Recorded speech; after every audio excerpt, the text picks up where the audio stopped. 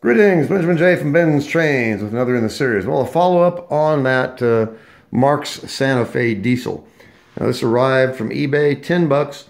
Of course, it didn't run. I replaced the main contactor and a few drops of oil, got it up and running. And I have just installed the headlight. So I thought I'd do a quick video and run this around with the headlight installed. Now, rather than making a mounting plate for it to copy the original, I mounted a light bulb to a rare earth magnet and then just dropped it into the shell. So the magnet is actually stuck to the inside of the shell holding the light bulb. The one wire off the bulb comes back to the main contactor. And an instant way to install a headlight in this Marx Santa Fe.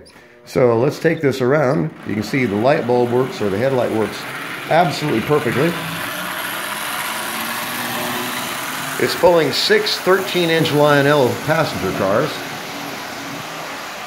And that's 50% power. So you can see that headlight works splendidly.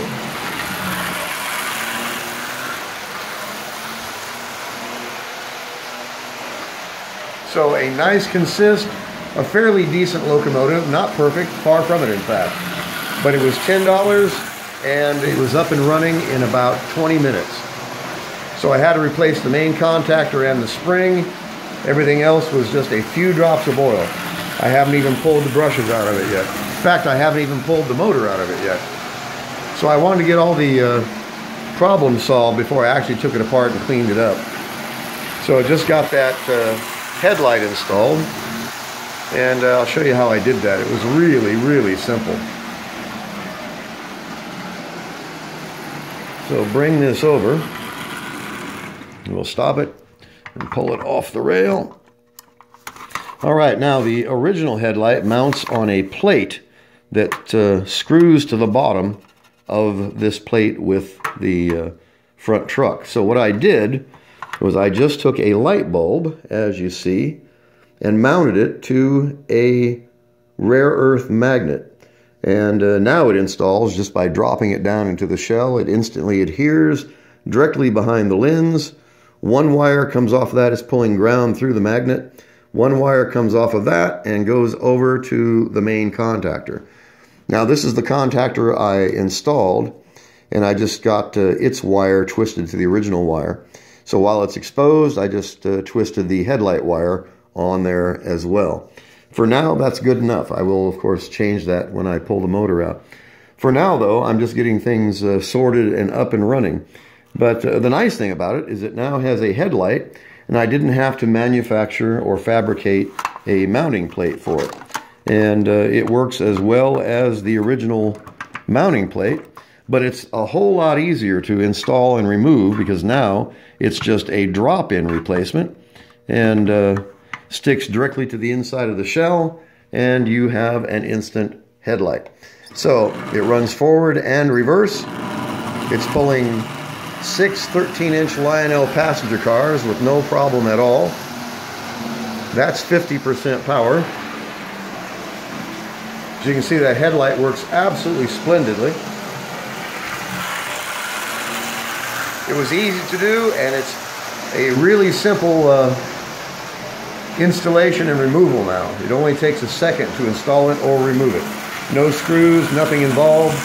Drop it into position, it sticks to the inside of the shell. Hook up the power wire and you have an instant headlight.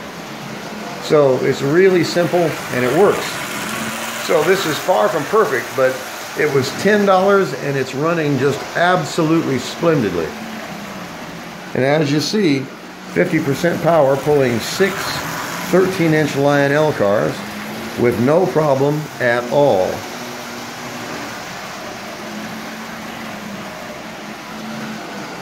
This actually runs quite well. And I haven't done any cleanup on it yet. I'm doing all the maintenance work first as far as getting it up and running before I actually start cleaning it. But as you can see, it's far from perfect. But it was also $10. And other than replacing the contactor and now installing that magnetic light bulb, I haven't done anything to it at all except add a few drops of 30-weight motor oil. That's all I've done. Clean some of the junk out of the gearing. But other than that, I haven't even pulled the motor out yet. Haven't cleaned the armature, haven't cleaned the brushes, haven't done anything except shot one quick spritz of WD-40 up into the E unit to lubricate the solenoid to get it cycling. So the E unit is working perfectly, forward and reverse, as you see.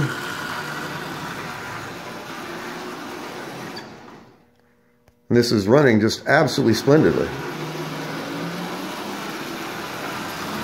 Pulling 6 13-inch passenger cars with no problem at all. The headlight is installed, and this thing's running just absolutely splendidly. So it was definitely worth the 10 bucks. There's no doubt about that. Let me turn it down a bit. Okay, back to 50% power. So it runs good.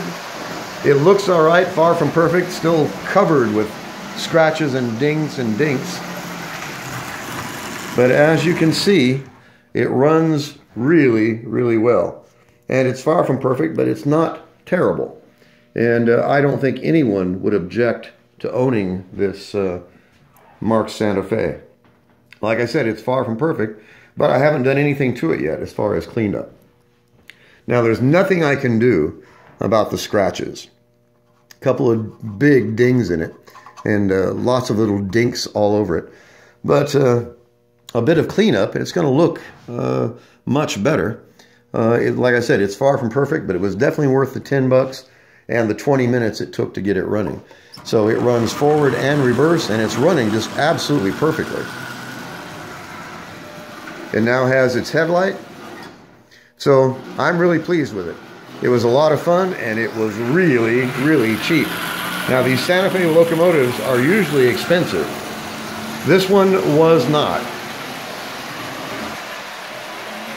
As you see, it's running absolutely perfectly. Good bright headlight, mounted with a magnet. So, good enough for now. Anyway, I'll be running this the rest of the night. Tomorrow I'll start cleaning it up. Pull the motor out of it, clean the brushes, clean the armature. But for now, I'm just having a good time running it.